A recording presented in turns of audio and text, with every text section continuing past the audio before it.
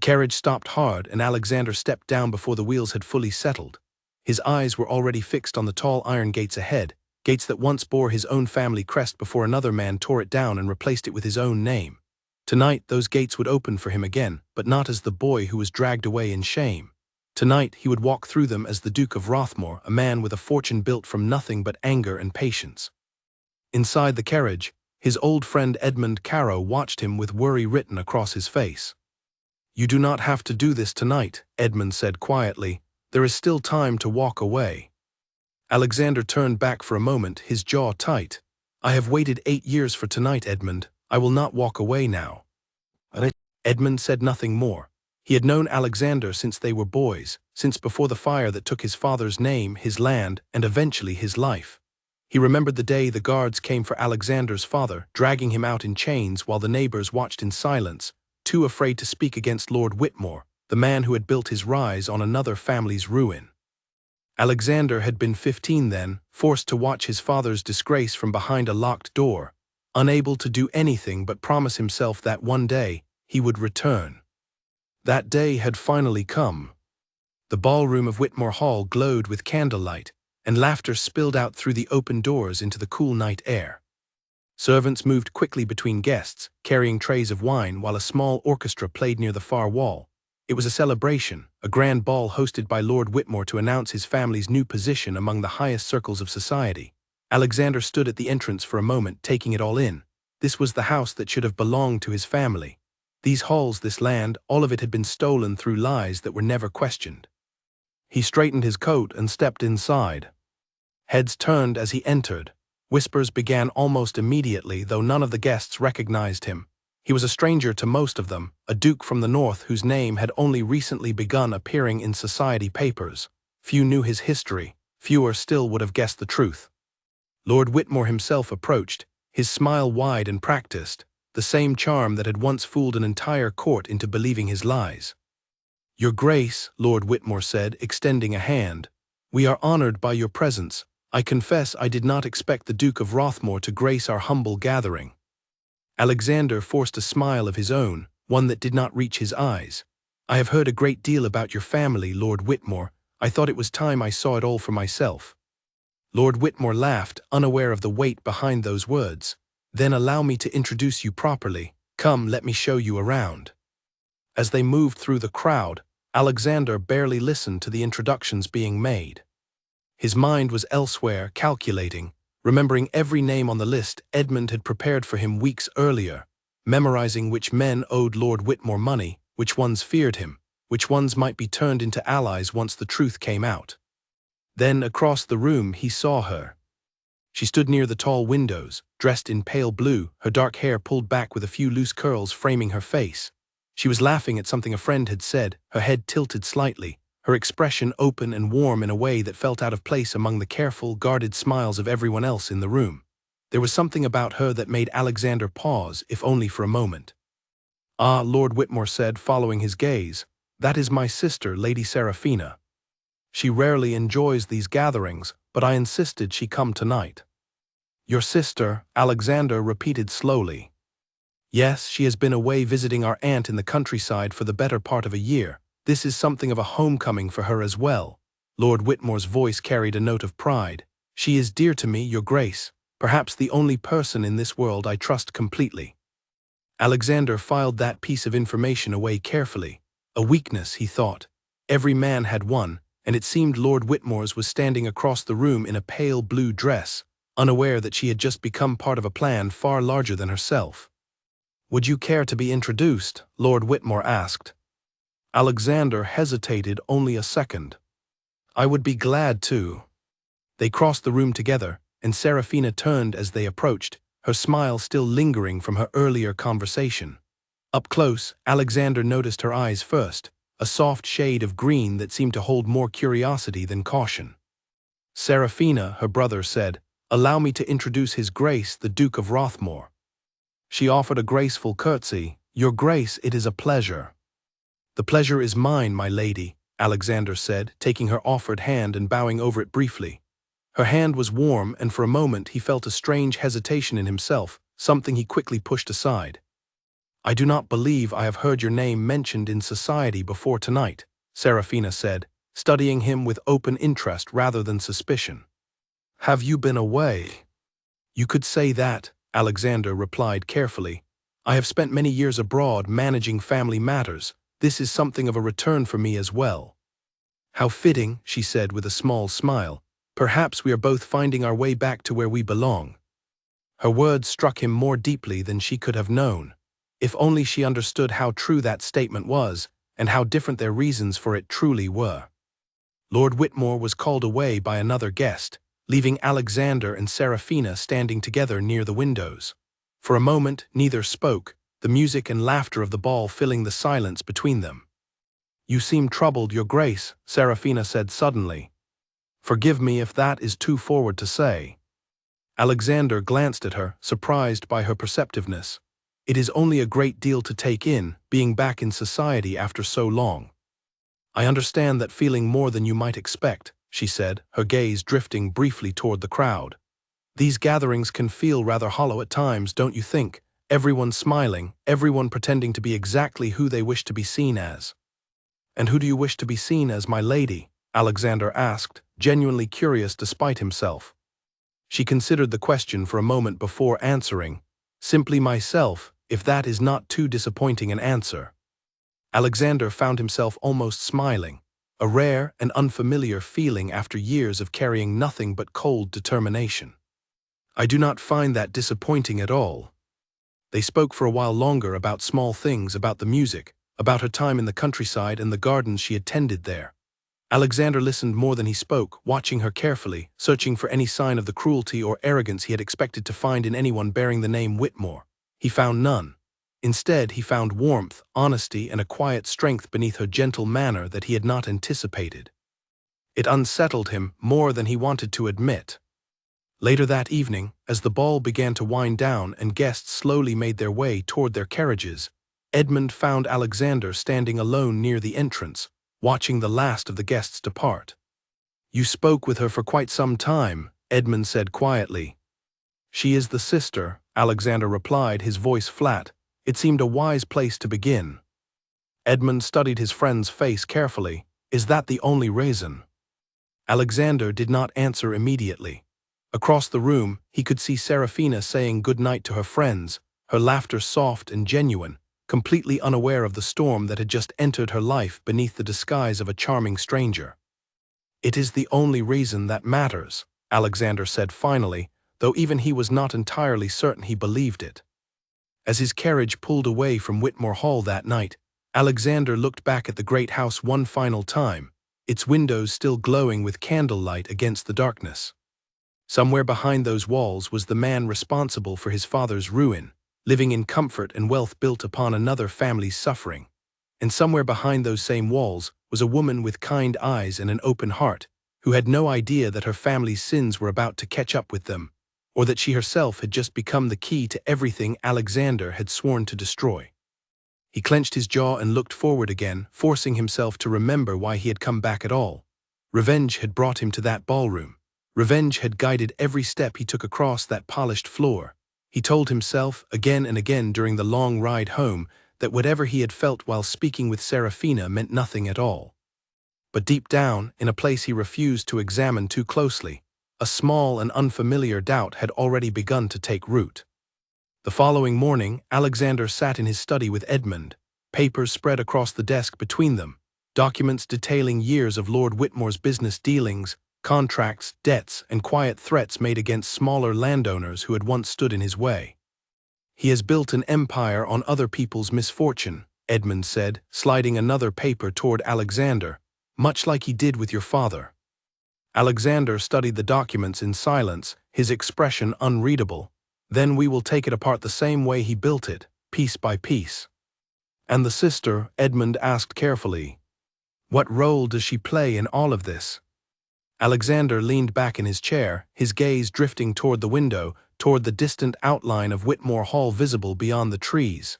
"She trusts her brother completely. That trust may prove useful." "Useful," Edmund repeated slowly. "Is that truly all she is to you?"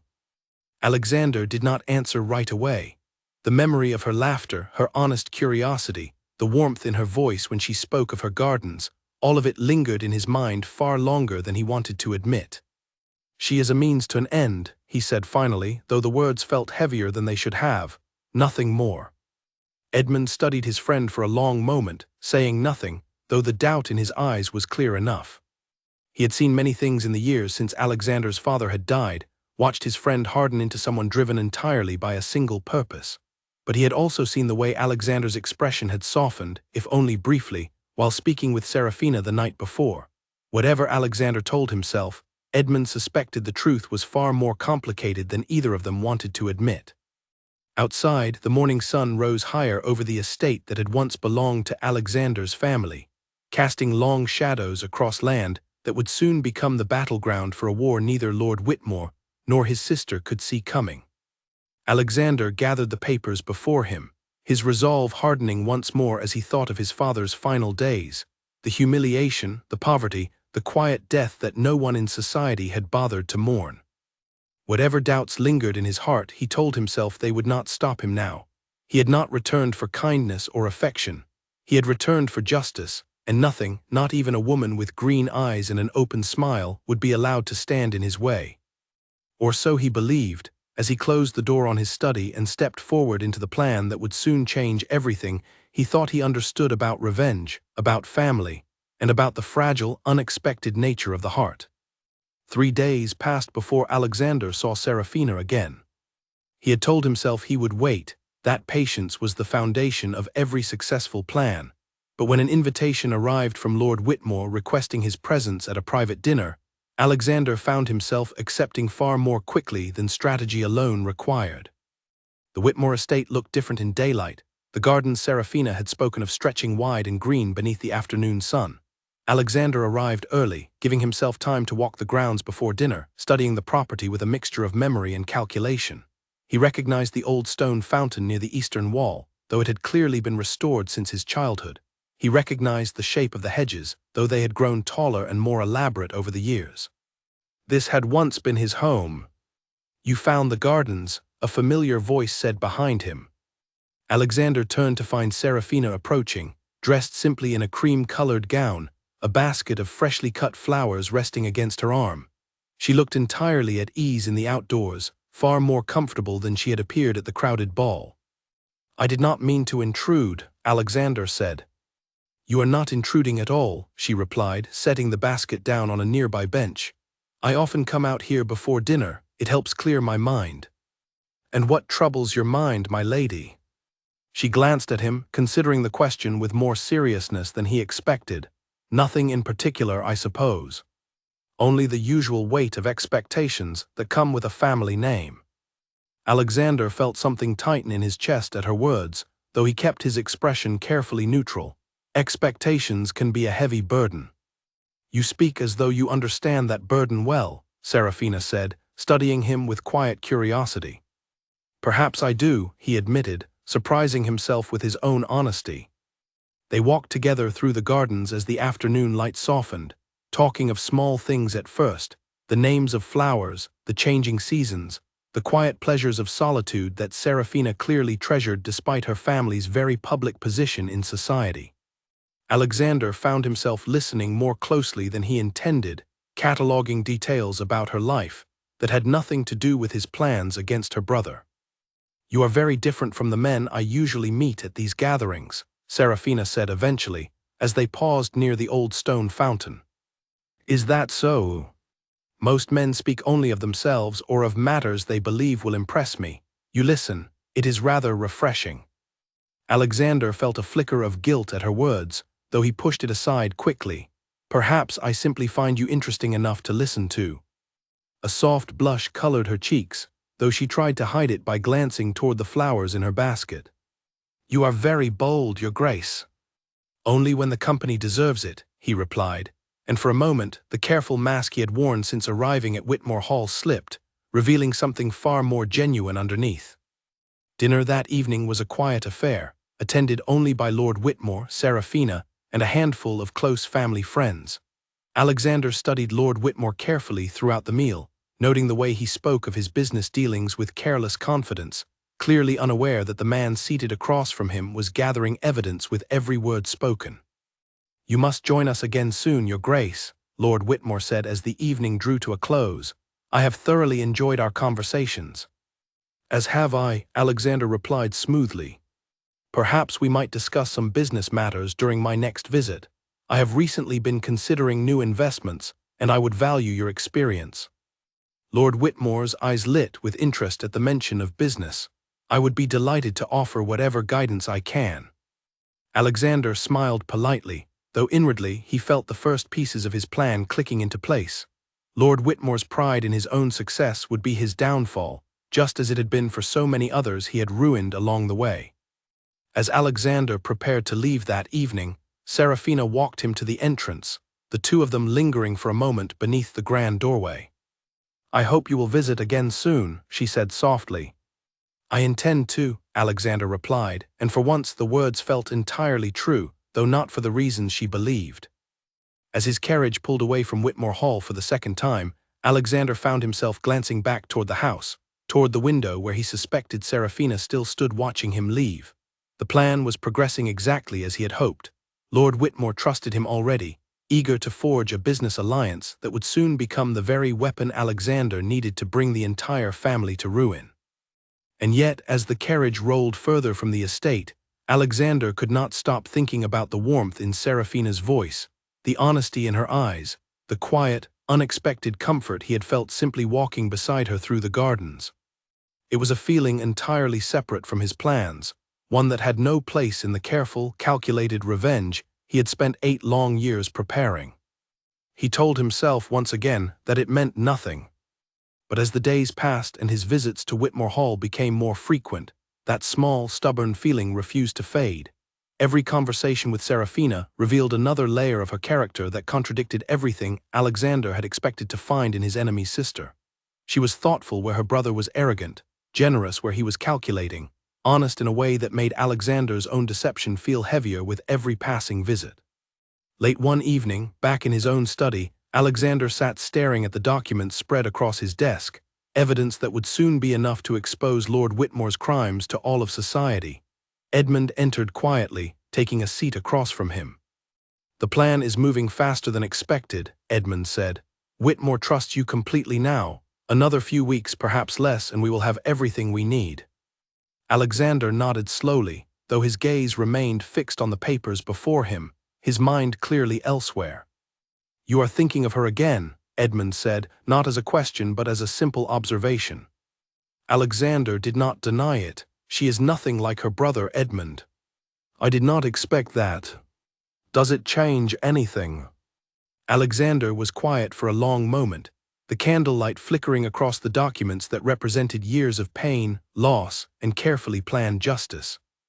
"No," he said finally, though his voice lacked its usual certainty, "it changes nothing."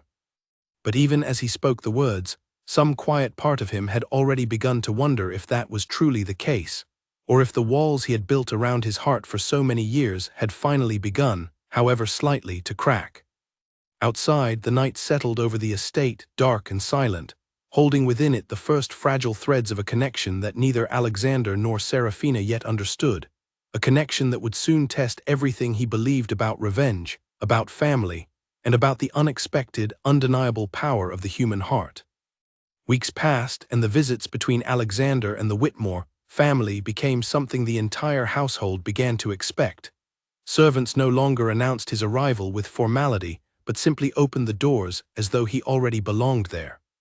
Lord Whitmore had grown so comfortable with their new alliance that he spoke freely of matters he would never have shared with a stranger, matters that Alexander recorded carefully in his mind each night before writing them down for Edmund to review. But it was the mornings that Alexander found himself looking forward to most, the quiet hours before Lord Whitmore rose, when Serafina could be found in the eastern gardens tending to the roses her mother had planted many years before her passing. "You are here early again," Serafina said one morning, not looking up from the flower bed where she knelt, her sleeves pushed back and her hands lightly dusted with soil. "I find the mornings here far more peaceful than anywhere else I have known," Alexander admitted, taking a seat on the stone bench nearby. "Peaceful," she repeated, a small smile touching her lips. "That is not a word most people use to describe my family's home." "Then perhaps most people have not taken the time to notice what makes it special." Serafina glanced up at him then, her green eyes studying his face with the same quiet curiosity she had shown since the very first night they met. "You say the strangest things sometimes, Your Grace, things that make me wonder what exactly you are thinking." Alexander felt his chest tighten under her gaze, aware that if she truly knew his thoughts, she would never sit so comfortably beside him again. "Perhaps it is better that you do not know everything," he said carefully. "Everyone has secrets," she replied, returning her attention to the roses. "I have learned not to press too hard when someone is not ready to share them." Her words settled over him heavier than she could have known. There were nights, more of them than he wanted to admit, when Alexander lay awake turning over the growing weight of his own deception, the widening gap between the man Serafina believed him to be and the man who had walked through her family's gates with nothing but ruin on his mind. "May I ask you something?" Alexander said after a long silence. "Of course. Do you trust your brother completely?" Serafina paused, her hands stilling over the flower bed. It was not the question she had expected, and for a moment something uncertain flickered across her expression. "He is the only family I have left," she said quietly. "Our parents passed when I was young, and he raised me as much as any guardian could. Whatever faults he carries, I know he loves me." "That was not quite my question," Alexander said gently. She looked up at him then, her brow furrowing slightly. "Why do you ask?" Alexander hesitated, aware that he stood at the edge of a line he could not yet cross. "No particular reason," he said finally, forcing his voice to remain light. "I only wondered how it feels to have someone in this world you can rely on so completely." Something in his tone must have revealed more than he intended, because Serafina's expression softened with sympathy rather than suspicion. "You do not have that in your own life." "I did once," Alexander said quietly, memories of his father rising unbidden in his mind. "A very long time ago." Serafina reached over and placed her soil-dusted hand gently over his, an act of simple comfort that caught them both by surprise. "I am sorry," she said softly. "Whatever happened, I hope you know you are not entirely without people who care for you now." Alexander looked down at her hand resting over his, feeling something shift inside him that he had not experienced in years, a warmth he had long believed himself incapable of feeling again. For a dangerous moment, he allowed himself to simply exist in that feeling, without calculation, without strategy, without the weight of vengeance pressing against every thought. Then just as quickly, he pulled his hand away, standing abruptly from the bench. "Forgive me," he said. "I did not mean to burden you with old sorrows." Serafina rose as well, studying him with concern. "You have not burdened me at all, Alexander." It was the first time she had used his given name, and the sound of it in her voice struck him with unexpected force. He turned to look at her fully, searching her face for any sign of pretense, any hint of the calculated cruelty he had expected from anyone bearing the Whitmore name. He found none, only warmth and honesty and something that looked remarkably like genuine affection. "I should return home," he said, though he made no move to leave. "Must you?" Serafina asked, and there was something in her voice, a quiet hope, that made his resolve waver more than he wanted to admit. They stood there together in the garden for a long moment, the morning sun rising higher above them, neither quite willing to break the fragile connection that had formed between them. It was Alexander who finally stepped back, forcing himself to remember why he had come to Whitmore Hall in the first place. "I will see you soon," he said, and this time the promise felt far more complicated than it had before. That evening, Alexander sat with Edmund in his study, the documents before them nearly complete. Lord Whitmore's business dealings had proven even more corrupt than they initially suspected, involving forged contracts, bribed officials, and threats made against anyone who dared to challenge his rising influence. "We have enough now," Edmund said, sliding the final document across the desk. "Enough to ruin him completely." Alexander stared at the papers without touching them, his mind still lingering in the garden, in the warmth of Serafina's hand over his own. "Alexander," Edmund said carefully, noticing his friend's distraction, "this is what you wanted, what you have worked toward for 8 years." "I know," Alexander said quietly. "Then why do you hesitate?" Alexander was silent for a long moment, staring into the flickering candlelight. Because ruining her brother will destroy her as well, Edmund. Everything she has known, her home, her reputation, her place in the world, all of it will collapse alongside him. Edmund studied his friend carefully, understanding dawning slowly across his features. You care for her. Alexander did not deny it this time. I did not expect this, he admitted. I came here for justice, not for this. Perhaps justice and mercy are not as separate as you believe, Edmund said gently. There may be a way to hold her brother accountable without destroying her alongside him. Alexander considered his friend's words carefully, a small flicker of hope rising within him for the first time in years. Perhaps there was a path forward that did not require choosing entirely between his father's memory and the unexpected feelings that had taken root in his heart. But even as that hope began to grow, a shadow loomed over it, unnoticed by either man that evening. Unbeknownst to Alexander, Lord Whitmore had grown suspicious of his sudden interest in business matters, of the careful questions he had been asking, of the timing of his return so soon after certain old debts had come due.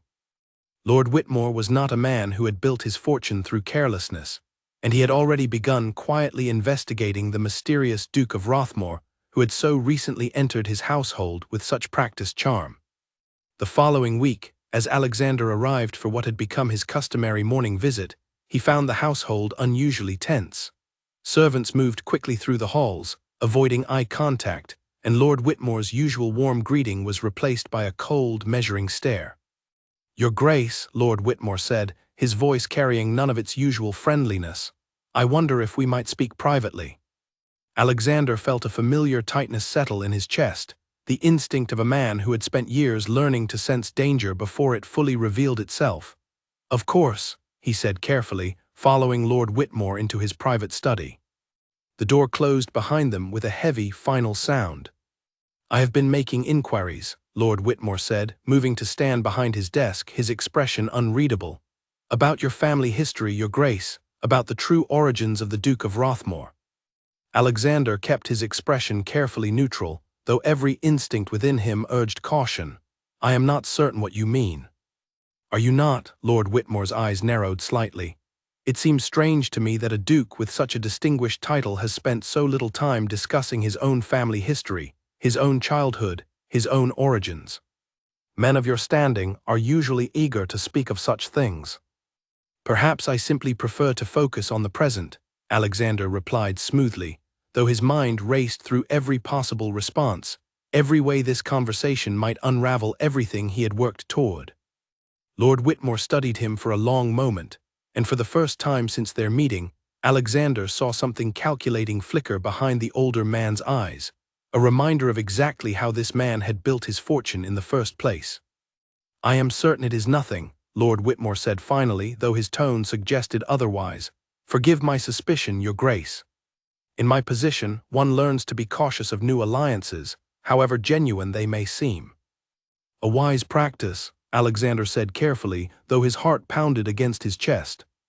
As he left Whitmore Hall that afternoon, Alexander's mind raced with the implications of what had just occurred. If Lord Whitmore discovered the truth before Alexander was ready to reveal it himself, everything he had built over the past several weeks would collapse in an instant, and Serafina would learn of his true purpose in the worst possible way, through her brother's accusations rather than his own honest confession. He needed to move faster than he had planned. And somehow, he needed to find a way to protect Serafina from the storm that was rapidly approaching, a storm he himself had set into motion the moment he walked through her family's gates. That evening, as dusk settled over the countryside, Alexander found himself once again in the Eastern Gardens, though this time, his visit was neither planned nor casual. Serafina found him standing near the old stone fountain, his expression troubled in a way she had not seen before. "Alexander," she said softly, approaching carefully, "is something wrong?"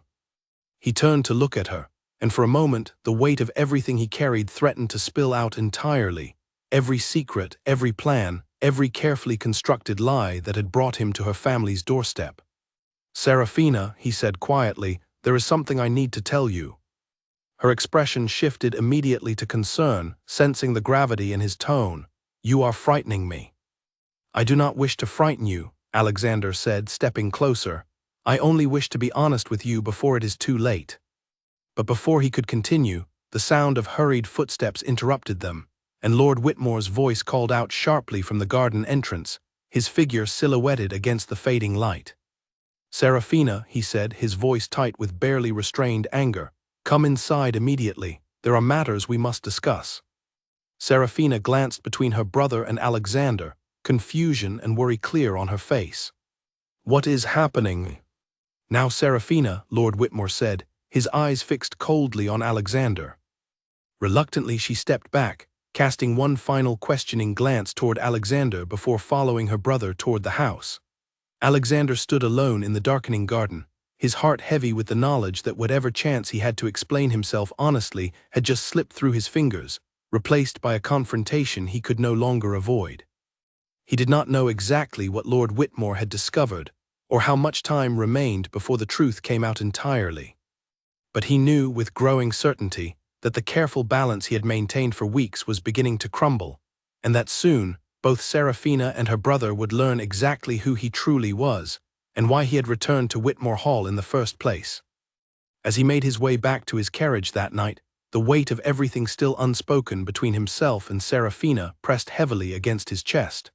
He thought of her hand resting over his in the morning sunlight, of the warmth in her voice when she spoke his given name, of the quiet hope that had begun to grow within him despite every effort to suppress it. Whatever happened next, Alexander understood that there was no turning back now. The truth was coming, whether he was ready for it or not, and when it finally arrived, it would test everything he believed about revenge, about honesty, and about the fragile, unexpected connection that had somehow grown between himself and the one person he had never intended to fall for. Inside the study, Lord Whitmore paced back and forth across the polished wooden floor, a letter clutched tightly in his hand. Serafina stood near the doorway, still confused by the sudden urgency in her brother's voice, unaware that the evening's events had already begun to unravel weeks of careful deception. "Do you know who that man truly is?" Lord Whitmore demanded, turning to face her.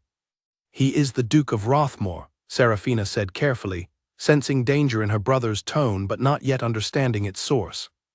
"He is Alexander Ashworth," Lord Whitmore said, his voice tight with barely controlled anger, "son of the very man our father exposed for treason many years ago." Serafina felt the color drain from her face. "That cannot be true." "I have letters confirming it," Lord Whitmore said, holding up the paper in his hand. "An old associate recognized his family resemblance and wrote to warn me.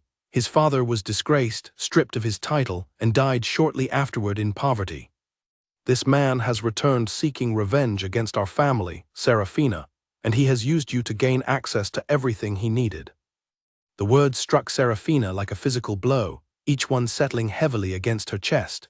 She thought of every conversation she had shared with Alexander, every quiet morning in the garden, every moment she had believed to be genuine connection between two people slowly growing to care for one another. If what her brother said was true, all of it had been nothing more than careful manipulation. "He would not do such a thing," she whispered, though even as she spoke the words, doubt had already begun to creep into her heart. "Would he not?" Lord Whitmore said sharply. "Think carefully, Serafina. How convenient that a man with such a grudge against our family suddenly appeared at our doorstep, charming his way into our trust, into your heart, asking careful questions about business dealings he had no true interest in. Everything about his arrival has been calculated from the very beginning." Serafina sank into a nearby chair, her mind racing through every memory of the past several weeks, searching for any sign of the deception her brother now described. She remembered Alexander's hesitation when she asked about his own family, his careful avoidance of certain questions, the strange sorrow that sometimes clouded his eyes when he thought she was not watching closely. Perhaps her brother was right. Perhaps everything had been a lie from the very beginning. "What will you do?" she asked quietly, her voice barely above a whisper. "I will confront him," Lord Whitmore said, "and I will ensure he understands exactly what happens to men who seek to destroy this family." Serafina said nothing more, though her heart felt as though it had shattered into pieces too small to ever be gathered again. She excused herself quietly, retreating to her private chambers, where she sat alone by the window for hours, watching the darkness settle over the gardens where she had once believed she was falling in love with an honest man. Meanwhile, in his own study across the countryside, Alexander sat with Edmund, explaining the confrontation that had occurred in the garden, the suspicion clear in Lord Whitmore's eyes, the interruption that had prevented him from finally telling Serafina the truth himself. "He knows something," Alexander said grimly, "or suspects it at the very least." "Then we must move quickly," Edmund said, "before he has the chance to turn her against you completely." Alexander stood and walked to the window, staring out into the darkness toward the distant lights of Whitmore Hall. "I should have told her weeks ago, Edmund. The moment I realized my feelings had changed, I should have been honest with her, regardless of the consequences to my plans." "There is still time," Edmund said, though his voice lacked full conviction. "Go to her tomorrow, explain everything before Whitmore has the chance to poison her against you." Alexander nodded slowly, though a heavy sense of dread had already settled over him, a feeling that whatever chance he had to control the outcome of this situation was rapidly slipping away. The following morning, Alexander arrived at Whitmore Hall earlier than usual, determined to speak with Serafina before her brother could interfere further. But as his carriage approached the estate, he immediately sensed something had changed. The usual warmth of the household staff was replaced by cold, careful distance, and when he requested to see Serafina, he was informed she was not receiving visitors. Undeterred, Alexander made his way toward the eastern gardens, hoping to find her there as he had so many mornings before. Instead, he found Lord Whitmore waiting for him near the old stone fountain, his expression carrying none of its usual friendliness. "I wondered when you would arrive," Lord Whitmore said coldly. "Come to finish what you started, Alexander Ashworth." The use of his true name confirmed everything Alexander had feared. "You know, then." "I know everything," Lord Whitmore said, stepping closer, his voice low and dangerous. "I know who your father was. I know what happened to him, and I know exactly why you have spent these past weeks charming your way into my household, into my sister's heart, gathering whatever evidence you believed would help you destroy everything I have built." "Your father destroyed my family first," Alexander said, his own anger finally rising to the surface after weeks of careful restraint. "He forged documents, bribed officials, and ensured my father was condemned for crimes he never committed, also that he could seize our lands and title for himself." "Careful accusations from a man who has spent weeks deceiving my sister," Lord Whitmore said sharply. "Whatever grievance you believe you hold against my family, you had no right to use her as a tool in your scheme." The words struck Alexander harder than he expected, guilt mixing painfully with his anger. "You are correct," he admitted quietly. "I never should have involved her. That was never meant to happen." "And yet it did," Lord Whitmore said. "She trusted you completely, Alexander. She believed your intentions were genuine, and you allowed her to believe that lie for weeks, all while planning to destroy everything her life depends upon." Alexander felt the weight of every truth in Lord Whitmore's words, though he refused to back down entirely. "My feelings toward her changed, regardless of how this began. Whatever you believe of me, I never intended to hurt her." "Feelings?" Lord Whitmore repeated with contempt. "Do you truly expect me to believe that a man driven by 8 years of careful revenge simply happened to fall in love along the way?" "Believe whatever you wish," Alexander said, "but I intend to speak with her myself and explain everything honestly, regardless of the consequences." "She wants nothing more to do with you," Lord Whitmore said firmly. "I suggest you leave this property immediately before I have you removed by force." Alexander stood his ground for a long moment, searching for any sign that Serafina herself might appear, that he might have one final chance to explain the truth in his own words rather than through her brother's bitter accusations. But the garden remained empty, the morning silence broken only by the distant sound of birds and the quiet rush of water from the old stone fountain. Reluctantly, Alexander turned and walked away, his heart heavy with the knowledge that whatever fragile connection he had built with Serafina over the past several weeks now hung by the thinnest of threads, threatened by revelations he had always known would eventually surface, though he had never expected them to hurt quite this deeply. From her window high above the garden, Serafina watched the entire confrontation unfold, unable to hear the words exchanged between the two men, but understanding enough from their expressions and posture to confirm everything her brother had told her the night before. Tears blurred her vision as she watched Alexander finally turn and walk away, his shoulders heavy with a burden she could only partially understand. She had genuinely believed, for the first time in years, that she had found someone who saw her clearly, who valued her honesty and her quiet strength rather than merely her family's position in society. To learn that their entire connection had begun as nothing more than a calculated step in his plan for revenge felt like a wound deeper than any she had experienced before. And yet, watching him walk away with such visible sorrow, some small, stubborn part of her heart refused to believe entirely that everything between them had been false. That evening, Serafina found herself once again in the Eastern Gardens, seeking the quiet solitude that had always helped clear her troubled mind. She knelt beside the roses her mother had planted years before, her hands moving through familiar motions even as her thoughts remained tangled and uncertain. "I did not expect to find you here again so soon," a familiar voice said quietly behind her. Serafina turned sharply, startled to find Alexander standing at the garden entrance, having clearly returned despite her brother's earlier warning. "You should not be here," she said, though her voice lacked the anger she felt she should have expressed. "I know," Alexander said, stepping closer despite her words, "but I could not leave things as they stood this morning." "You deserve the truth, Serafina, spoken directly from me rather than filtered through your brother's anger." She stood slowly, brushing the soil from her hands, her expression guarded but not entirely closed. "Then tell me," she said, "tell me everything and let me decide for myself what to believe." Alexander took a deep breath, steadying himself before finally speaking the words he had carried for 8 long years, words that would either destroy whatever remained between them or perhaps offer some small chance at understanding. "My father was a good man," he began quietly. "Honest, hardworking, devoted to this family's land long before your family ever claimed it as their own. Your father accused him of treason, presented forged evidence before the court, and ensured his conviction, also that he could seize our title and our lands for his own gain." Serafina listened in silence, her expression unreadable as Alexander continued. "My father died in poverty and disgrace, believing until his final breath that justice would somehow prevail, though it never did. I was 15 years old when they took him away, and I spent every year since rebuilding myself, gathering the resources and connections necessary to one day return and expose the truth. And I became part of that plan," Serafina said quietly, her voice carrying a mixture of hurt and understanding.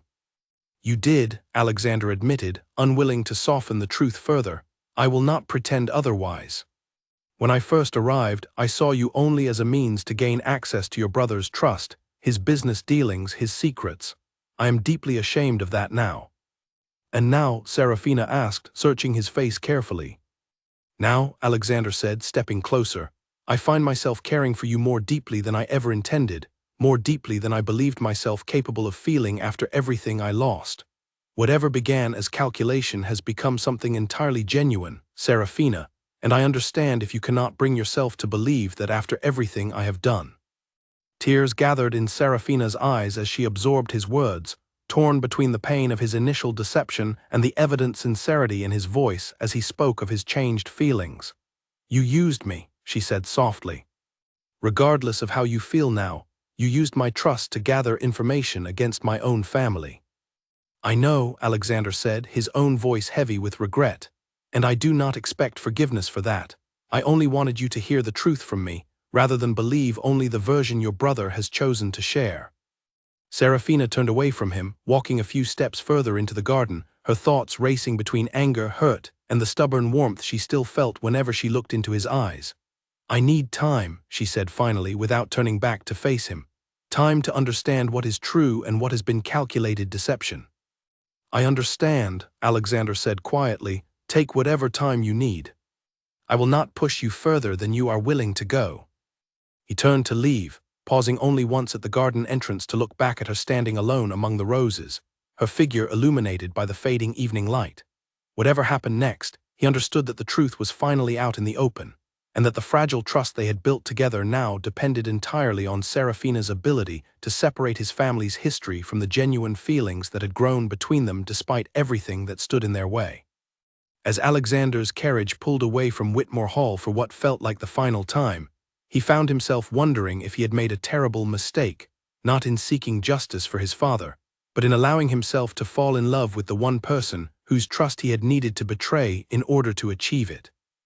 Days passed without word from Whitmore Hall, and Alexander found himself trapped between two opposing forces that seemed to pull him apart from within. Edmund arrived at his estate one afternoon carrying grim news of his own, news that only deepened the weight already pressing against Alexander's chest. "Lord Whitmore has begun spreading rumors," Edmund said, taking a seat across from Alexander's desk. "He is telling anyone who will listen that you arrived in society under false pretenses, that your title cannot be trusted, and that your intentions toward his family were nothing but deception from the very beginning." "He is not entirely wrong," Alexander said quietly, staring down at the documents still spread across his desk, evidence that had once represented his singular purpose and now felt strangely hollow. "Perhaps not," Edmund said carefully, "but if his accusations spread far enough, they may damage your standing in society before you have the chance to expose his own crimes. We should act now while we still hold the advantage." Alexander said nothing for a long moment, his thoughts drifting inevitably back to Seraphina, to the hurt in her eyes as she asked him to leave her time to think, to the quiet strength with which she had listened to his confession, rather than dismissing him immediately as her brother had wanted. "If I expose him now," Alexander said finally, "everything falls with him. His reputation, his fortune, and Seraphina's place in society alongside it. She has done nothing to deserve that fate." "She may not have a choice in the matter," Edmund said gently. "Her fortune and reputation are tied entirely to her brother's standing. If he falls, she falls with him, regardless of what you decide to do." The truth of Edmund's words settled heavily over Alexander, forcing him to confront a question he had avoided for weeks. Could he truly claim justice for his father while simultaneously destroying the woman he had come to love, a woman whose only crime had been trusting a man who arrived at her doorstep with hidden intentions? "There must be another way," Alexander said, more to himself than to Edmund. "A way to hold Whitmore accountable for his crimes without destroying everything Seraphina has built for herself." Edmund considered this carefully. "Perhaps if the evidence targeted only Whitmore's business dealings, separate from any mention of your father's case, his reputation among his business associates would suffer without necessarily dragging Seraphina's name through the same scandal." Alexander nodded slowly, a plan beginning to form in his mind, one that might allow him to seek justice without sacrificing the fragile connection he still hoped to preserve with Seraphina, however uncertain its future remained. Meanwhile, within the walls of Whitmore Hall, Seraphina had spent the past several days in quiet turmoil, torn between the anger she felt toward Alexander's initial deception and the undeniable warmth that still lingered whenever she thought of their many conversations together. She avoided her brother as much as possible, unable to shake the feeling that his own account of events, however factually accurate, had been colored heavily by his own anger and desire for control. One evening, while searching through old family papers stored in her mother's writing desk, Seraphina discovered a small bundle of letters tucked away in a hidden drawer she had never noticed before. Curious, she opened the bundle carefully, and as she read through the yellowed pages, her hands began to tremble. The letters were correspondence between her father and a business associate, written many years before her birth, detailing a plan to accuse a rival landowner of treason based on evidence the associate himself admitted was entirely fabricated.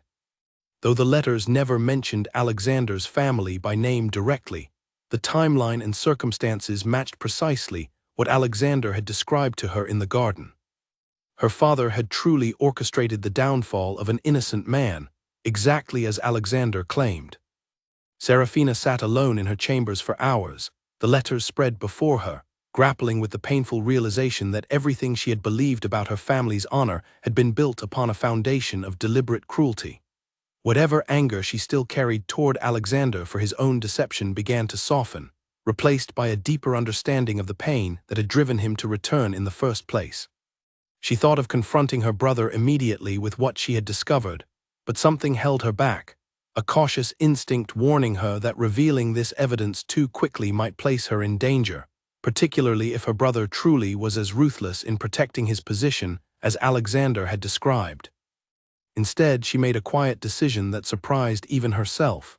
She would seek out Alexander directly, not to forgive him fully just yet, but to share what she had discovered, and to better understand exactly what kind of justice he sought, and whether there remained any way to achieve it without destroying what little family she had left. The following morning, without informing her brother of her intentions, Serafina traveled to Alexander's estate, arriving unannounced at his front gates. The household staff, recognizing her immediately from the many visits Alexander had made to Whitmore Hall, ushered her inside without hesitation, and word quickly reached Alexander of her unexpected arrival. He met her in the main hall, his expression a mixture of surprise and cautious hope. "Serafina," he said, "I did not expect to see you here." "I found something," she said without preamble, holding out the bundle of letters she had carried with her the entire journey. "Letters belonging to my father. I believe they confirm everything you told me about his crimes against your family." Alexander took the letters carefully, his expression growing increasingly grim as he read through the pages, recognizing immediately the significance of what Serafina had uncovered. "This is proof," he said quietly. "Proof my father always insisted existed, but that I could never locate myself." "I know," Serafina said, her voice trembling slightly. "I have spent the past several days trying to understand how the man who raised me, who loved me and cared for me my entire life, could also be capable of such cruelty toward another family." Alexander looked up from the letters, meeting her gaze directly. "I am sorry you had to discover this truth in such a painful way." "I am not here for apologies," Serafina said, straightening her posture slightly. "I am here because I need to understand what you intend to do with this evidence, and whether there remains any possibility of achieving justice without destroying everything else along with it." Alexander set the letters down carefully on a nearby table, considering her question with the seriousness it deserved. "I have been searching for exactly that answer myself these past several days," he admitted. "I do not wish to see you suffer for your brother's crimes, Serafina. Whatever anger I carry toward him, it was never meant to extend to you." "And yet it did," she said softly, "whether you intended it or not." "Yes," Alexander agreed. "And I have never regretted anything more deeply." They stood in silence for a long moment, the weight of everything unspoken between them settling heavily in the quiet hall. Finally, Serafina spoke again, her voice steadier than before. "I believe there may be a way forward," she said. "If the evidence against my brother focuses solely on his current business corruption, separate from the old case involving your father, his associates and business partners would still hold him accountable without dragging our family's older history into public scandal. It would not erase what he did to your father, but it might offer a path toward justice that does not require my complete ruin alongside his." Alexander studied her carefully, surprised and moved by her willingness to seek justice even against her own brother, despite everything it might cost her personally. "You would help me hold him accountable, even knowing what it might mean for your own position in society." "I love my brother," Serafina said quietly, "but I cannot pretend that what he did to your family and what he continues to do to others through his business dealings is acceptable simply because he is my family. If there is a way to seek justice without destroying everything innocent alongside it, I want to help you find it." Something shifted within Alexander at her words, a warmth spreading through his chest that had nothing to do with strategy or revenge, and everything to do with the quiet, unexpected courage Serafina had shown in coming to him with the truth, despite everything that had happened between them. "Thank you," he said softly, "for trusting me with this even after everything." "I am not certain I fully trust you yet," Serafina admitted honestly, "but I want to believe that the man who has shown me such genuine kindness these past several weeks is closer to the truth than the calculated stranger who first arrived at that ball." "He is," Alexander said firmly. "Whatever began as deception, everything I have felt toward you since has been entirely genuine, Serafina. I understand if that takes time for you to fully believe." She nodded slowly, though something in her expression had softened considerably since her arrival. "Time," she agreed. "I believe that is something we both still need." As Serafina prepared to return to Whitmore Hall that afternoon, Alexander walked her to her carriage, the tension between them still present but no longer entirely adversarial. Before she departed, she paused, turning back to face him one final time. "Whatever happens with my brother," she said quietly, "I hope we might find our way back to the friendship we shared before all of this began. Perhaps even something more in time." "I hope for that as well," Alexander said, and for the first time since their confrontation in the garden, genuine hope began to replace the heavy guilt that had weighed so constantly upon his heart. As her carriage pulled away, Alexander stood watching until it disappeared from view, the bundle of letters still resting on the table behind him, evidence that would soon change everything for both their families, though the path forward remained far more delicate and uncertain than either of them fully understood. That evening, Edmund arrived to find Alexander in unusually high spirits despite the seriousness of their ongoing plans. "You seem different," Edmund observed, taking a seat across from his old friend. "Serafina came to me today," Alexander said, unable to fully contain the hope evident in his voice. "She brought evidence of her own, evidence that confirms everything about my father's case, and she offered to help me find a path toward justice that would not destroy her alongside her brother." Edmund raised an eyebrow, clearly surprised by this development. "That is remarkable courage, particularly given everything that has occurred between you both these past weeks." "She is remarkable," Alexander said simply, and Edmund noted with quiet satisfaction the genuine warmth in his friend's voice, warmth that had been entirely absent during the years he had known Alexander driven only by grief and vengeance. "Then perhaps there is hope yet," Edmund said, "not only for justice, but for something far more valuable that you never expected to find along the way." Alexander looked toward the window, toward the distant lights of Whitmore Hall glowing faintly against the darkening sky, and for the first time in 8 long years, he allowed himself to imagine a future built not upon revenge alone, but upon the fragile, unexpected foundation of genuine love, however uncertain and difficult the path toward it might still prove to be. But even as hope began to take root within him, neither Alexander nor Serafina yet understood how quickly Lord Whitmore's own suspicions would escalate, or how far he was willing to go to protect his position once he discovered his sister's quiet betrayal in seeking out the very man he had warned her to avoid. Lord Whitmore discovered his sister's absence from Whitmore Hall by early afternoon, and by the time she returned that evening, his suspicion had already hardened into something far more dangerous. He met her at the entrance, his face pale with barely controlled fury. "Where have you been?" he demanded, his voice echoing sharply through the entrance hall. Serafina straightened her posture, refusing to be intimidated despite the fear rising in her chest. "I went to speak with Alexander," she said honestly, deciding immediately that deception would only worsen an already difficult situation.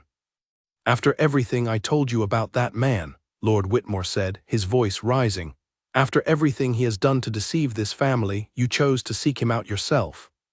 "I needed to hear the truth from him directly," Serafina replied firmly, "and I found something else as well, something I believe you should see." She held out the bundle of letters she had discovered, watching carefully as her brother's expression shifted from anger to something closer to alarm as he recognized the handwriting on the aged pages. "Where did you find these?" he asked quietly, his voice suddenly guarded. "In Mother's old writing desk," Serafina said. "Hidden in a drawer I had never noticed before. They confirm everything Alexander told me about our father's role in destroying his family." Lord Whitmore's hands trembled slightly as he took the letters, his eyes scanning the familiar handwriting with growing dread. He had always suspected such evidence existed somewhere within the family's possessions, though he had never located it himself, and had long assumed it destroyed or lost entirely. "These change nothing," he said finally, though his voice lacked its earlier conviction. "Our father is no longer alive to answer for whatever mistakes he may have made in his youth." "Mistakes," Serafina repeated, disbelief clear in her voice. "Brother, these letters describe a deliberate plan to destroy an innocent family through forged evidence and false accusations. That is not a mistake. It is a crime, one that led directly to a man's death and his son's years of poverty and suffering." "And what would you have me do?" Lord Whitmore snapped, his composure finally breaking.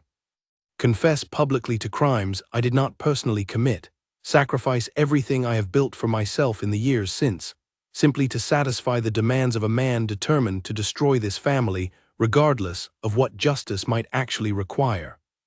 "I would have you take responsibility," Serafina said quietly, "for continuing to build your fortune upon a foundation you knew was built through deception, even if you did not orchestrate the original crime yourself."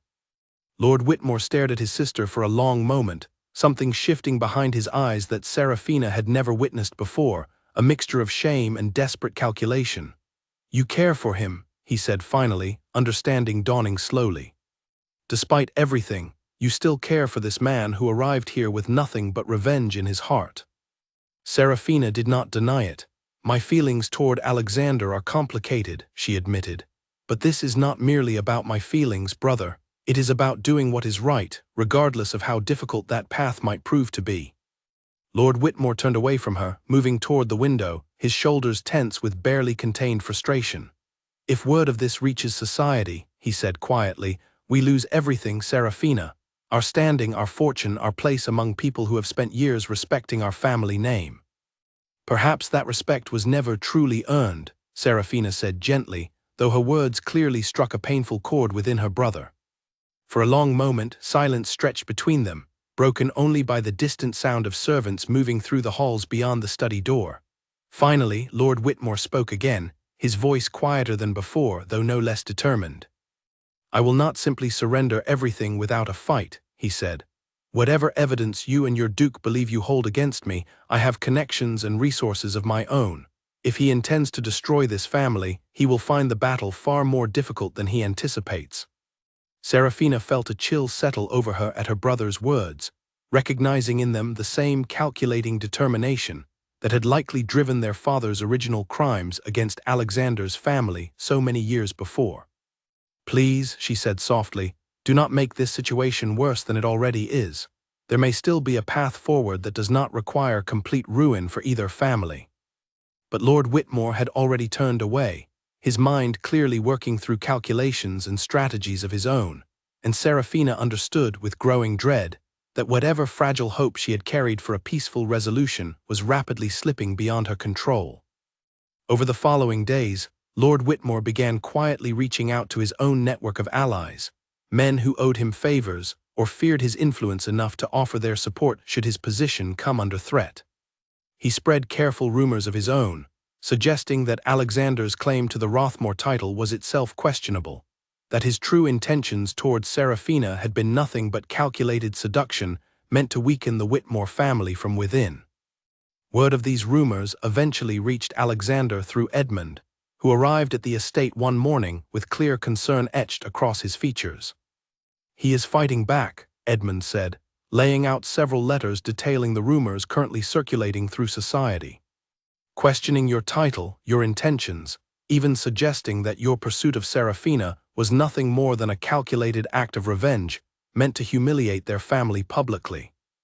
Alexander read through the letters with growing frustration, recognizing in Lord Whitmore's tactics the same desperate cunning that had allowed him to rise so quickly in society years before.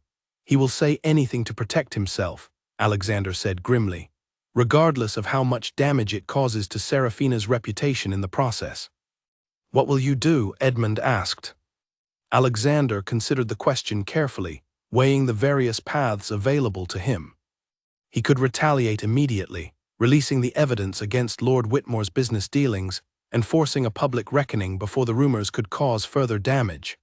Or he could wait, allowing Serafina the space to navigate her complicated relationship with her brother without forcing an immediate, public confrontation between the two families.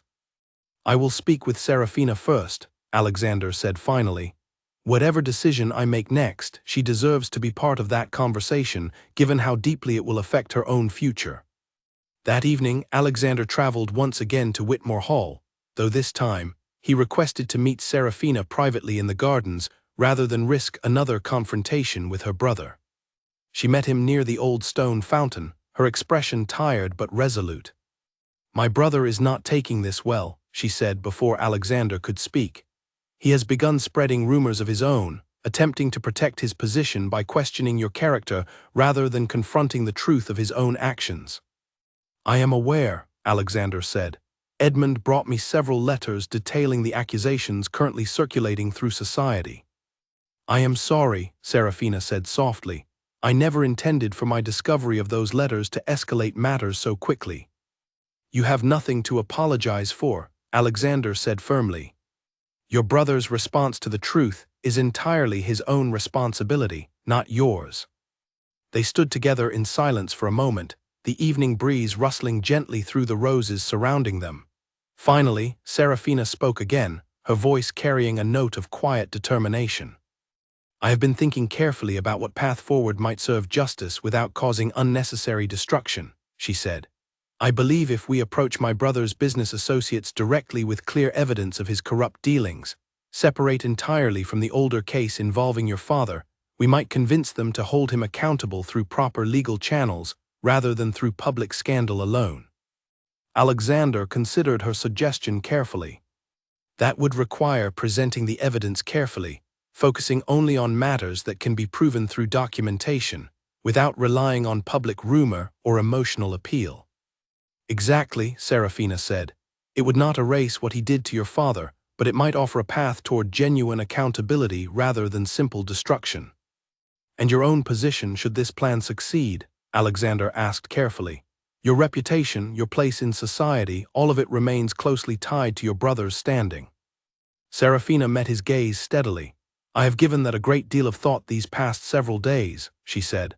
I am prepared to accept whatever consequences follow from pursuing genuine justice, even if it means significant changes to my own circumstances. I would rather live honestly, even in reduced circumstances, than continue benefiting from a fortune built upon deliberate cruelty toward another family. Alexander felt a deep admiration swell within him at her words, recognizing in her quiet courage a strength that far exceeded anything he had expected to find in his enemy's sister. You are remarkable, Serafina, he said softly. I do not believe I have ever met anyone quite like you. A faint smile touched her lips, the first genuine warmth she had shown him since their difficult confrontation in this very garden weeks before. Perhaps we are not so different after all, she said. Both of us searching for a way to honor what is right, even when it comes at great personal cost. Their eyes met, and for a long moment, the careful distance they had maintained since the truth first came to light seemed to dissolve entirely, replaced by the same genuine connection that had first drawn them together during that initial ball so many weeks before. Serafina, Alexander said quietly, stepping closer.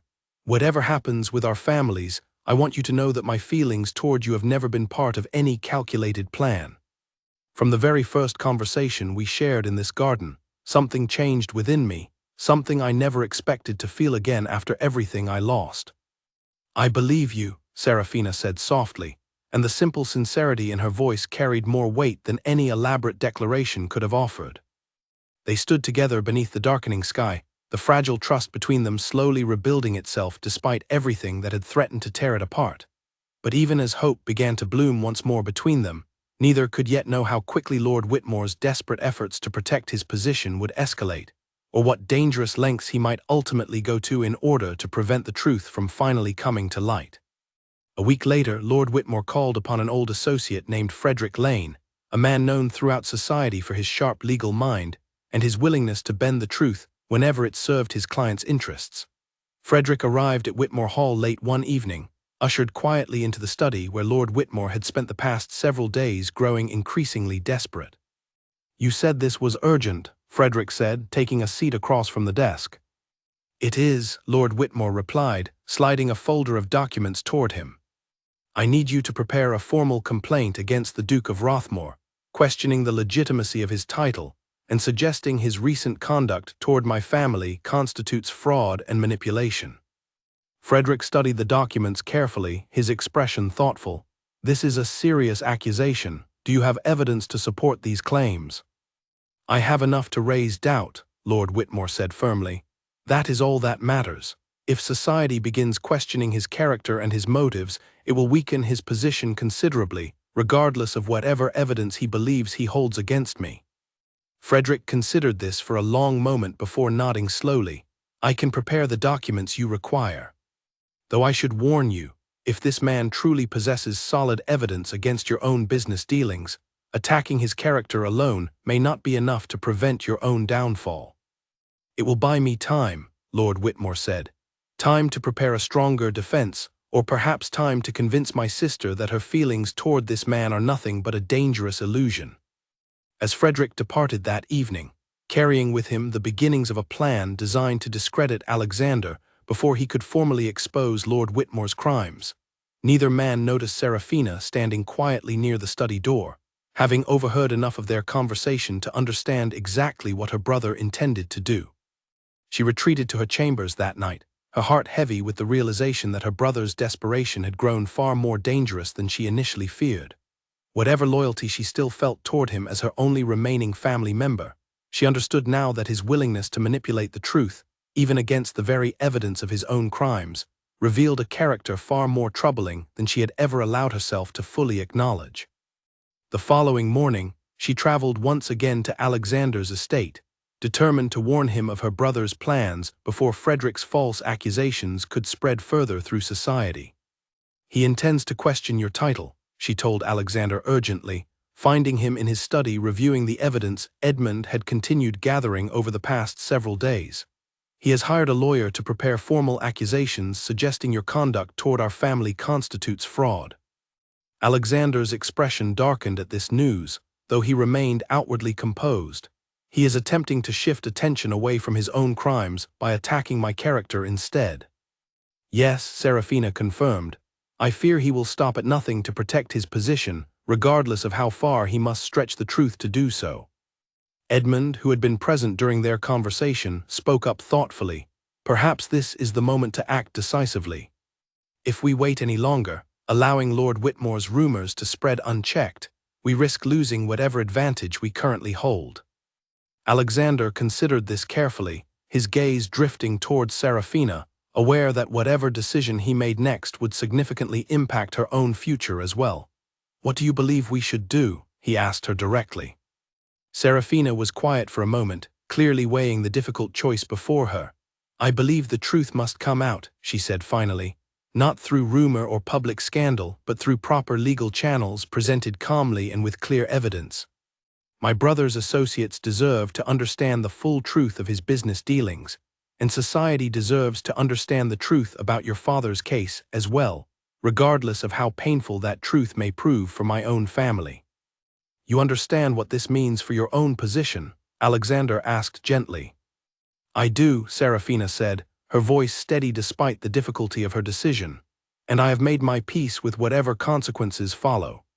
I would rather stand on the side of truth, even if it costs me everything I have known, than continue living within a lie simply to protect my own comfort."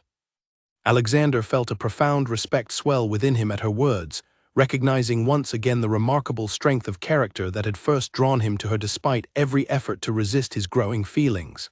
"Then we will proceed together," he said firmly, "carefully and with as much fairness as the situation allows."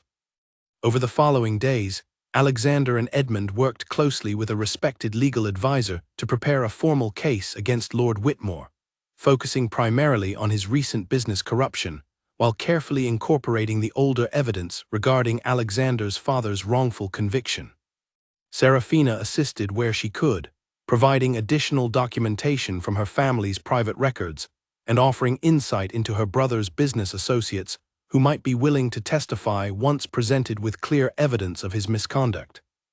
Throughout this process, Alexander and Serafina found themselves growing steadily closer once more, their shared commitment to justice slowly rebuilding the trust that had been so severely tested by the initial revelation of Alexander's true identity. Late one evening, as they reviewed documents together in Alexander's study, Serafina looked up from the papers before her, studying Alexander's focused expression with quiet affection. "You have changed since that first night at the ball," she observed softly. Alexander glanced up, surprised by the sudden shift in conversation. "How so?" "When we first met, there was such coldness behind your eyes despite your charming manner," Serafina said, "a kind of careful calculation in everything you said and did. But these past several weeks, working alongside you toward something honest rather than merely destructive, I have seen a different man entirely, one I believe is far closer to who you truly are." "Perhaps you are the reason for that change," Alexander said quietly, setting down the documents in his hands. "Before I met you, I had convinced myself that revenge alone could fill the emptiness my father's death left behind. But these past weeks with you have shown me that there is far more to life than simply settling old scores." Serafina's expression softened considerably at his words. "I am glad," she said, "though I confess, I still carry some hesitation about fully trusting these feelings between us, given how our connection began." "I understand," Alexander said gently. And I will not push you toward trust you are not yet ready to offer. I only hope that through our actions together now, working honestly toward genuine justice, I might slowly earn back whatever trust I damaged when I first arrived at your family's doorstep with hidden intentions. You already have in many ways, Serafina admitted softly. More than you perhaps realize. Their eyes met across the desk, the warmth between them undeniable despite everything that still remained unresolved regarding her brother's fate and the difficult days that surely lay ahead. For a moment, neither spoke, simply allowing the quiet connection between them to exist without the weight of strategy or calculation clouding their feelings. Meanwhile, Lord Whitmore's own plans continued to unravel more quickly than he anticipated. Frederick Lane, upon further review of the actual evidence against his client, grew increasingly hesitant to proceed with the formal accusations against Alexander, recognizing that such a case, if brought before proper legal scrutiny, would likely reveal far more damaging information about Lord Whitmore's own conduct than it would ever successfully discredit the Duke of Rothmore. I cannot in good conscience proceed with this case, Frederick informed Lord Whitmore during a tense meeting held several days later. The evidence against your own business dealings is simply too substantial. Pursuing formal accusations against the Duke risks drawing even greater scrutiny toward your own affairs. Lord Whitmore's composure finally broke entirely at this news, months of careful control giving way to raw desperation. Then what would you have me do? He demanded. Simply surrender everything I have built without any attempt to defend myself. Perhaps, Frederick said carefully, the wisest course now would be to seek some manner of resolution directly with the Duke, rather than continuing down a path that seems increasingly likely to result in your complete ruin regardless of the strategy you choose. Lord Whitmore sat in heavy silence for a long moment after Frederick departed, the weight of his own desperate choices finally beginning to settle over him fully. He thought of his sister, of the quiet distance that had grown between them these past weeks, of the genuine hurt and disappointment he had witnessed in her eyes each time he spoke against the man she had clearly grown to love despite everything that stood between them. Perhaps, he considered reluctantly, there remained some small path toward resolution that did not require complete destruction for either family, if only he was willing to finally set aside his pride long enough to consider it honestly.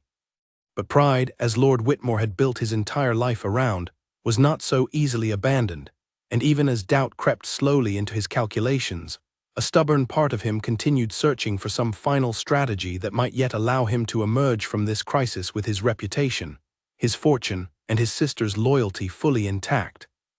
The formal complaint against Lord Whitmore was filed on a quiet Tuesday morning, carried by Alexander's legal advisor to the appropriate authorities, along with a carefully organized collection of evidence detailing years of corrupt business dealings, forged contracts, and the older case involving Alexander's father that had never received proper justice. Word of the complaint spread through society within days, though Alexander had insisted the presentation remain factual and restrained, avoiding the sensational rumors that might have caused unnecessary additional harm to Serafina's own reputation. Lord Whitmore received formal notice of the proceedings while hosting a small gathering of business associates at Whitmore Hall, and the color drained from his face as he read through the official documents delivered by a stern-faced messenger.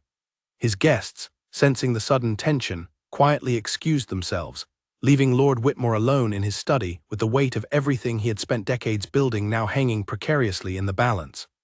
Serafina found him there later that evening, staring blankly at the papers spread across his desk, his usual confidence entirely absent. "It has begun then," she said quietly, standing in the doorway. "Yes," Lord Whitmore said, his voice hollow. "Everything I have built, everything our father built before me, all of it now stands exposed before the very society that once respected our family name." Serafina stepped into the room, taking a seat across from her brother, studying his defeated posture with a complicated mixture of sympathy and lingering resentment. "You brought this upon yourself," she said gently, though not unkindly. "Both through father's original crimes and your own continued corruption in the years since." Lord Whitmore did not argue, his earlier desperation having given way to something closer to genuine reflection. "I know," he admitted quietly. "I have known for years, if I am entirely honest with myself, though I always found ways to justify my actions, to convince myself that success alone excused whatever methods I used to achieve it. And now, Serafina asked. Now I must face the consequences of those choices, Lord Whitmore said, regardless of how difficult that reckoning proves to be. They sat together in silence for a long moment, the weight of years of unspoken tension finally settling between them honestly for the first time. Finally, Serafina spoke again, her voice softer than before. I do not wish to see you completely destroyed, brother, she said. Despite everything, you are still the only family I have left, and I still love you, even as I cannot condone what you have done. Lord Whitmore looked up at her, genuine emotion visible in his eyes for perhaps the first time since Serafina could remember. I do not deserve such loyalty, he said quietly, particularly after how harshly I judged your feelings toward Alexander these past weeks. Perhaps not, Serafina agreed honestly. But I offer it regardless, in hopes that you might still find a way to make amends for the harm you have caused, both to Alexander's family and to the many others you have wronged through your business dealings over the years. Lord Whitmore considered her words carefully, something shifting within him that had been buried beneath years of pride and calculated ambition. What would you have me do? He asked, his voice carrying genuine uncertainty rather than his usual confident authority. Cooperate fully with the investigation, Serafina said firmly. Return whatever ill-gotten gains you can to those you have wronged, and offer a genuine, public acknowledgement of father's crimes against Alexander's family. It will not erase the harm already done, but it may offer some small measure of justice, and perhaps allow you to begin rebuilding your life with greater honesty than before. Lord Whitmore was quiet for a long time, staring down at the documents before him, weighing the difficult path his sister proposed against the desperate strategies he had considered these past several days. Finally, he nodded slowly, a heavy sigh escaping him. Very well, he said, I will cooperate. Not because I believe it will save my reputation entirely, but because I understand now that continuing to fight against the truth serves no purpose beyond prolonging my own inevitable downfall. Over the following weeks, true to his word, Lord Whitmore cooperated fully with the formal investigation into his business affairs, providing documentation and testimony that confirmed much of what Alexander's evidence had already suggested. He also issued a formal, public acknowledgement of his father's crimes against Alexander's family, a difficult and humbling admission that sent shockwaves through society, but ultimately began the slow process of restoring some measure of honor to the Ashworth family name. The proceedings were far from easy for either family. Lord Whitmore lost a significant portion of his fortune through fines and restitution payments made to those he had wronged over the years, and his standing in society suffered considerably as news of his crimes spread through every fashionable drawing room and gentleman's club. Serafina, too, felt the weight of her family's fall from grace, watching as many of her former friends distanced themselves quietly, unwilling to associate too closely with a family now marked by public scandal. Yet through it all, she found unexpected strength in the knowledge that she had chosen honesty over comfortable deception, and in the steady presence of Alexander, who remained by her side throughout the difficult proceedings despite having no obligation to do so. You did not have to stay through all of this, Serafina said to him one evening, as they walked together through the now familiar gardens of Whitmore Hall, the estate considerably quieter than it had been during the grand ball where they first met. I wanted to, Alexander said simply. Whatever justice I sought against your brother, I never wished to see you suffer alone through the consequences of choices that were never truly your own. Serafina smiled softly, though a note of weariness remained visible beneath her expression. I confess, these past weeks have been more difficult than I anticipated. Watching my brothers fall from grace, feeling the judgment of former friends, it has all weighed heavily upon me. You have shown remarkable strength throughout, Alexander said, reaching out to gently take her hand. I do not believe I could have found the courage to choose truth so completely, particularly against my own family, had our positions been reversed. Perhaps you underestimate yourself, Serafina said softly, her fingers curling gently around his. You spent 8 years seeking justice for your father, sacrificing your own comfort and safety to see it finally achieved. That requires a courage of its own. They walked together in comfortable silence for a while longer, the tension that had once defined every conversation between them now replaced by a quiet, genuine closeness built through weeks of shared hardship and honest cooperation. As they paused once more near the old stone fountain, Alexander turned to face her fully, his expression serious. "Serafina," he said quietly, "I know these past months have been complicated beyond anything either of us could have anticipated when we first met. But throughout everything, my feelings toward you have only grown stronger, more certain, despite every obstacle that has stood between us." Serafina looked up at him, her green eyes reflecting the soft glow of the evening light. "I feel the same," she admitted softly. "Despite everything, despite how our connection began, I find myself caring for you more deeply than I ever expected possible." Alexander reached up gently to brush a loose strand of hair from her face, his touch tender and careful. "Then perhaps," he said softly, "we might finally allow ourselves to move forward together, without the shadow of our family's history weighing so heavily between us." "I would like that very much," Serafina whispered, and as their eyes met in the quiet evening air, the fragile hope that had grown between them through so many difficult weeks finally began to bloom into something far more certain and lasting. But even as this new chapter of understanding began between them, both Alexander and Serafina understood that significant challenges still remained ahead, challenges that would test not only their own growing feelings for one another, but the fragile, slowly healing relationship between their two, once bitterly divided families. Word of the growing bond between Alexander and Serafina spread quickly through the remaining circles of society still paying attention to the aftermath of the Whitmore scandal, and not everyone received the news with kindness. Alexander's closest allies, men who had supported his years-long pursuit of justice against Lord Whitmore, began to express their own concerns as rumors of the budding relationship reached their ears. Edmund arrived at Alexander's estate one afternoon, accompanied by two other gentlemen Alexander recognized immediately, men whose own families had suffered under Lord Whitmore's corrupt dealings over the years.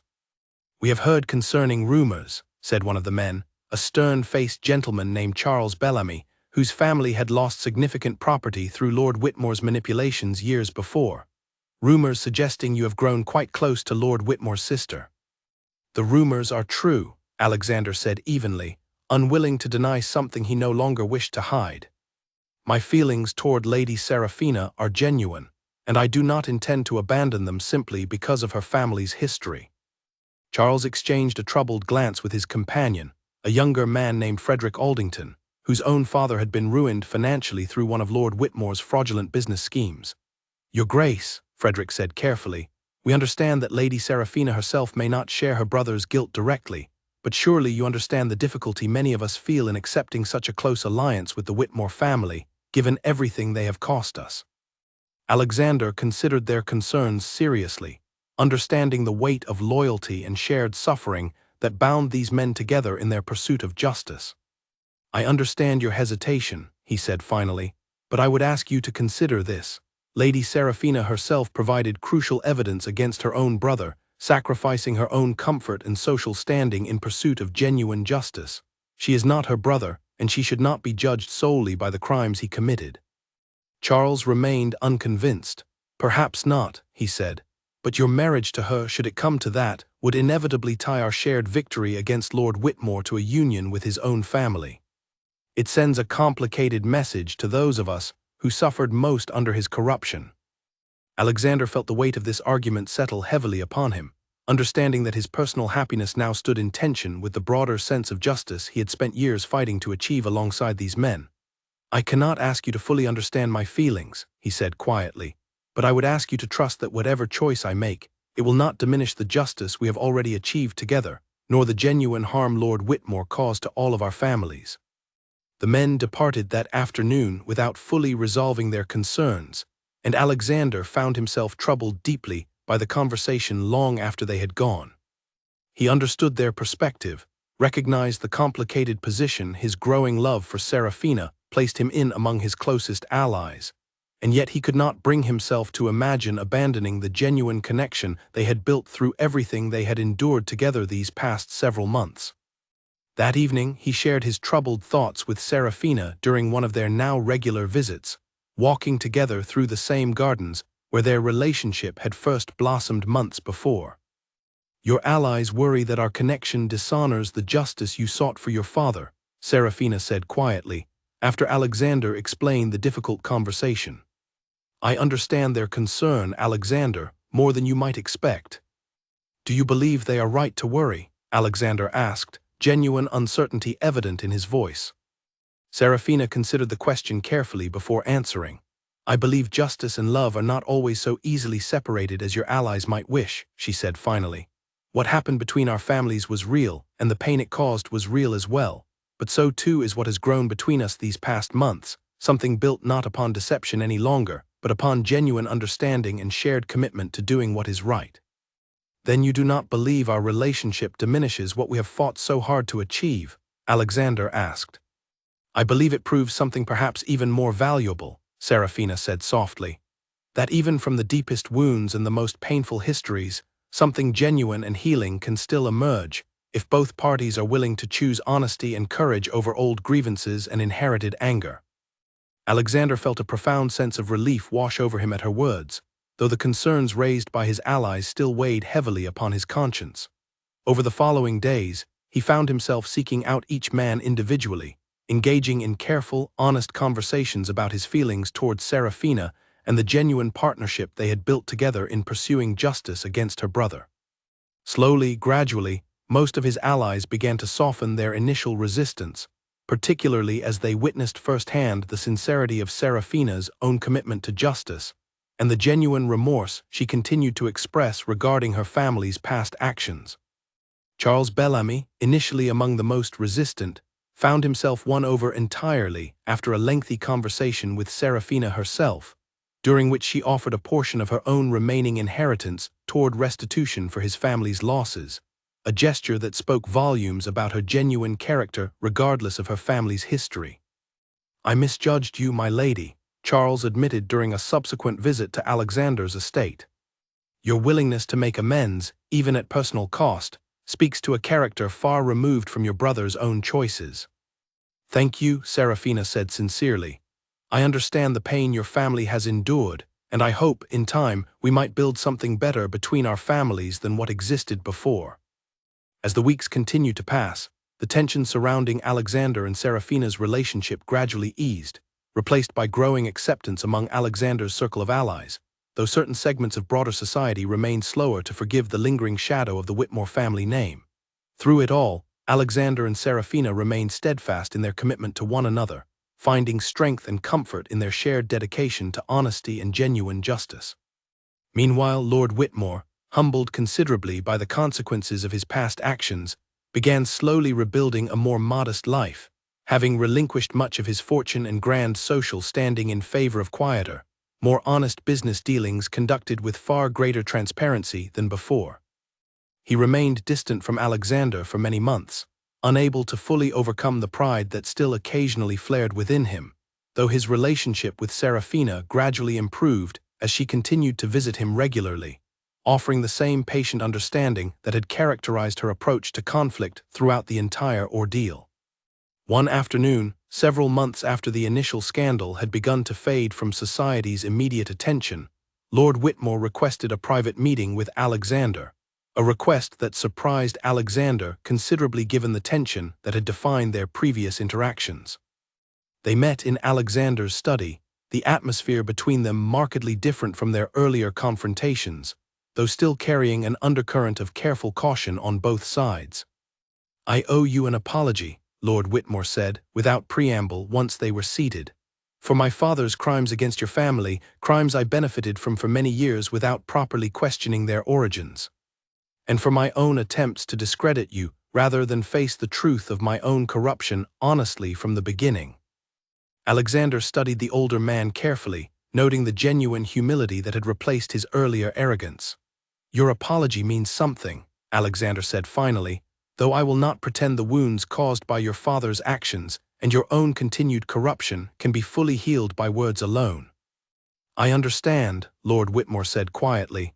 "I do not expect complete forgiveness, nor do I believe I have fully earned it yet.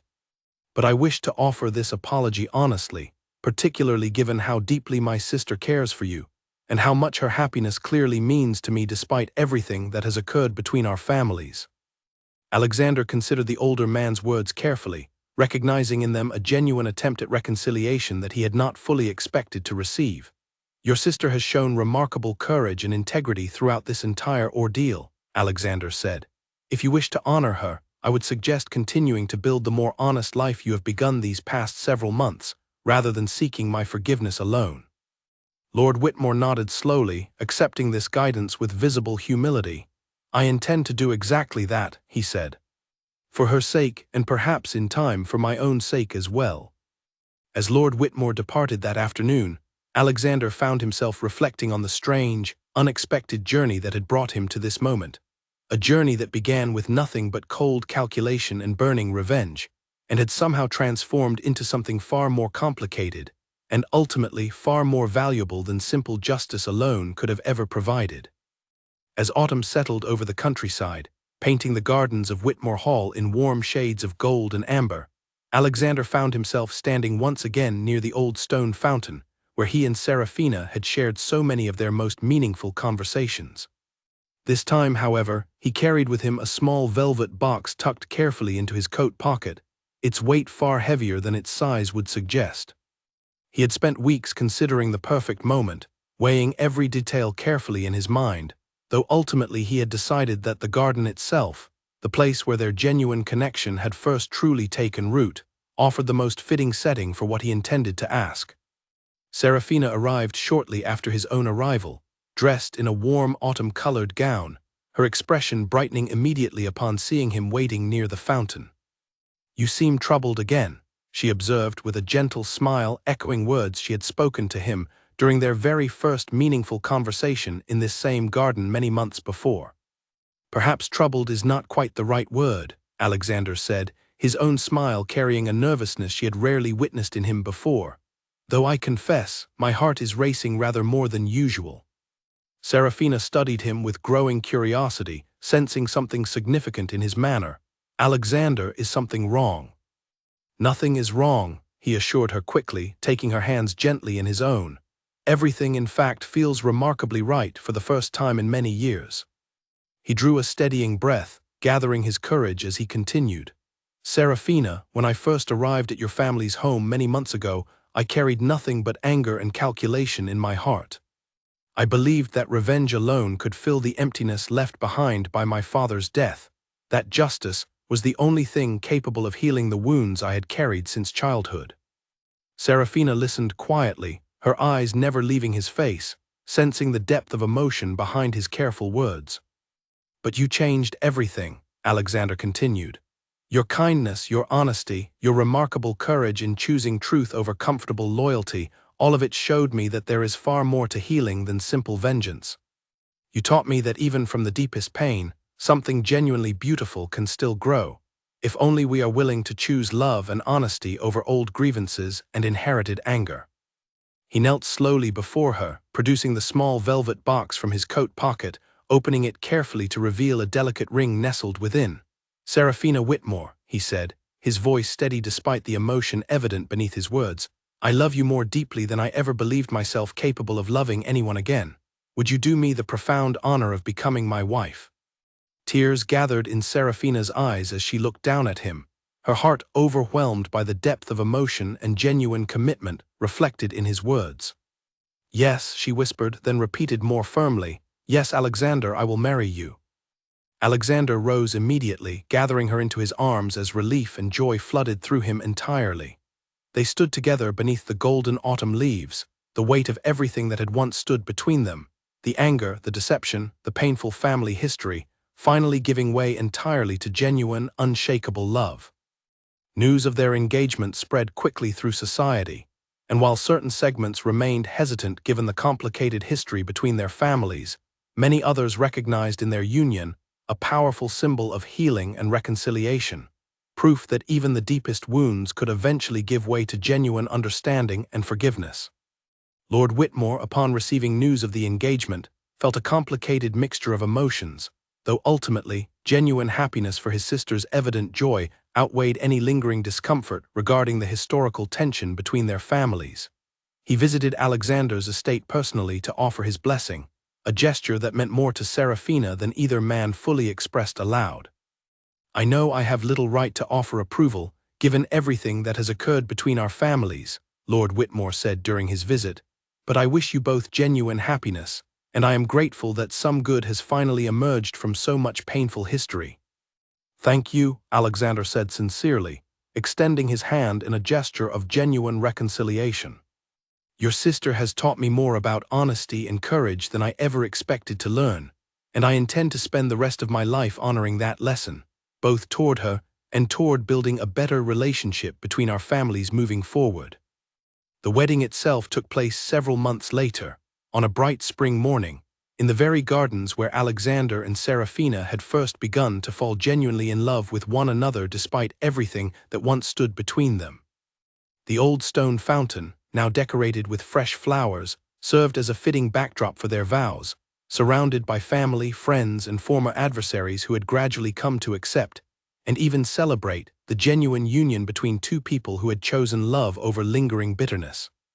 Edmund stood proudly beside Alexander as his closest friend and supporter throughout the entire journey, while Charles Bellamy and several other former allies, once deeply resistant to the match, now offered their genuine congratulations, having witnessed firsthand the sincerity and courage that defined both Alexander and Serafina's characters throughout the difficult months of reconciliation. As Alexander watched Serafina walk toward him through the garden, dressed in soft ivory, her face glowing with genuine happiness, he found himself reflecting on the remarkable journey that had brought them to this moment. He had arrived at Whitmore Hall many months before, carrying nothing but cold calculation and burning anger, determined to destroy everything the Whitmore family had built. Instead, he had found something far more valuable than simple revenge, a genuine, transformative love that had healed wounds he never believed capable of fully mending. "I love you," he whispered as she finally reached his side, taking her hands gently in his own. "I love you too," Serafina replied softly, her eyes shining with genuine joy and unwavering commitment. As they exchanged their vows beneath the warm spring sunshine, surrounded by the same gardens where their love had first blossomed despite every obstacle that once stood between them, both Alexander and Serafina understood that they had found something far more precious than justice alone could have ever provided. They had found genuine healing, built not upon the ashes of old grievances, but upon honesty, courage, and the remarkable, unexpected power of love to transform even the deepest pain into something beautiful and lasting. In the years that followed, Alexander worked steadily to restore his family's honor and rebuild the estate that had once belonged to his father, though he chose to do so with far greater compassion and fairness than the harsh calculations that had originally driven his return. Serafina continued her own quiet work of reconciliation, helping to rebuild bridges between their two families and offering support to others who had suffered under her father and brother's past corruption. Lord Whitmore, humbled by everything he had endured, gradually became a welcome presence in their lives, his relationship with both Alexander and Serafina growing steadily stronger as genuine trust slowly replaced the bitter suspicion that had once defined their interactions. Together, the once bitterly divided families found a path toward genuine healing, proving that even the deepest historical wounds could eventually give way to forgiveness, understanding, and the transformative power of genuine love. And so, the story of the Duke who returned seeking revenge, only to lose his heart entirely to his enemy's sister, became not merely a tale of justice finally achieved, but a lasting testament to the remarkable capacity for healing that exists within every human heart, however deep the wounds of the past may run, and however unlikely the path toward genuine reconciliation might initially appear.